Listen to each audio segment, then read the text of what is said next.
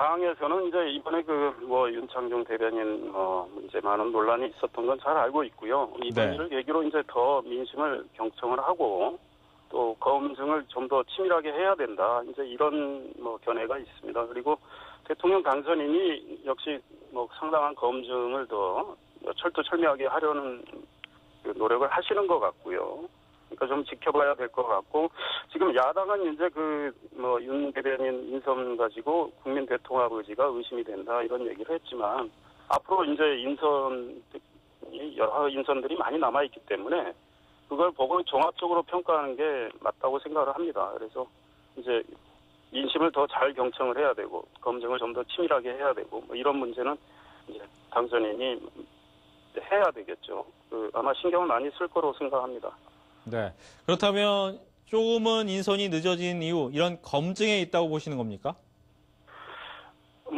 사실은 당선인과 이 문제에 관해서 제가 대화를 나눠보지 않았기 때문에 네. 저도 정확히는 모르지만 이제 많은 언론도 여기저기 취재를 해서 좀 더 검증을 치밀하게 하고 있지 않나. 그리고 이제 어찌됐든 인수위 이제 9개 분과가 설치되어 있지 않습니까? 그러니까 그 분과에 적합한 인물들을 이제 아마 찾고 계시겠죠.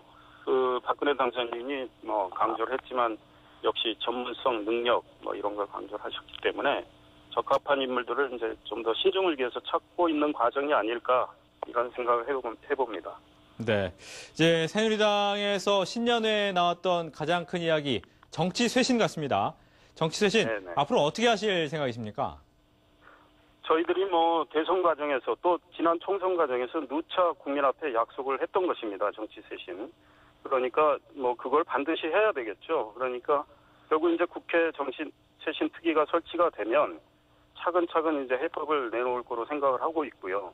새누리당은 특권, 기득권 버리겠다고 얘기를 했었고, 사실은 지난 총선 이후에 실천을 조금씩 해오고 있었습니다. 그러니까 국회의원 불체포 특권도 이걸 포기하려면 이제 헌법 개정을 해야 되지만 헌법 개정이 안 된 상태에서도 저희들이 이제 특권을 포기하려고 노력했습니다. 물론 정도원 의원 체포동의안 부결돼서 그 문제에 대해서는 저희들도 내부에서 많은 비판이 있었지만 그 이후에 이제 현영 의원 체포동의안 가결도 그렇고, 그다음 저희들이 일하는 국회를 계속 지향하고 있어서 일을 하지 않았을 때는 세비 반납도 하고 나름대로 이제 노력을 하고 있는데, 국민들이 이 정도로 노력을 하는구나 그런 평가를 받기 위해서는 저희들이 더 각고의 노력을 해야 되겠죠. 네.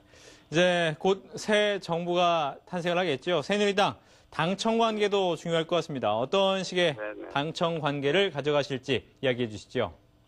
네, 박근혜 당선인 어제 새누리당 신년 인사에 참석을 하셔서 국회를 존중하는 대통령이 되겠다고 했습니다. 그러니까 저희 새누리당 입장에서는 박근혜 정부가 성공할 수 있도록 뒷받침을 해야 되지만, 역시 상권분립 정신에 따라서 입법부에서 대통령 행정부를 견제하는 일도 게을리하면 안 된다고 생각을 합니다. 그래서 박근혜 정부의 성공을 위해서도 새누리당은 민심을 잘 듣고 또 박근혜 정부가 잘못 갈 때 쓴소리를 해야 된다고 생각을 합니다. 그래서 당이 좀 더 적극적으로 정부를 견인하는 역할, 그리고 야당 문재인 후보를 지지했던 48%의 국민도 계십니다.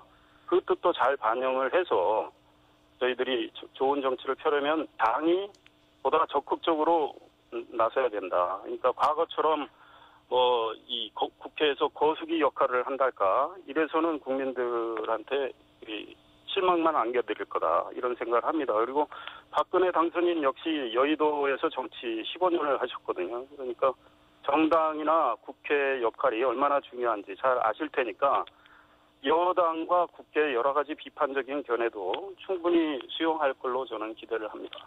네, 알겠습니다. 지금까지 새누리당 이상일 대변인과 이야기를 나눠봤습니다. 오늘 말씀 고맙습니다. 네, 감사합니다.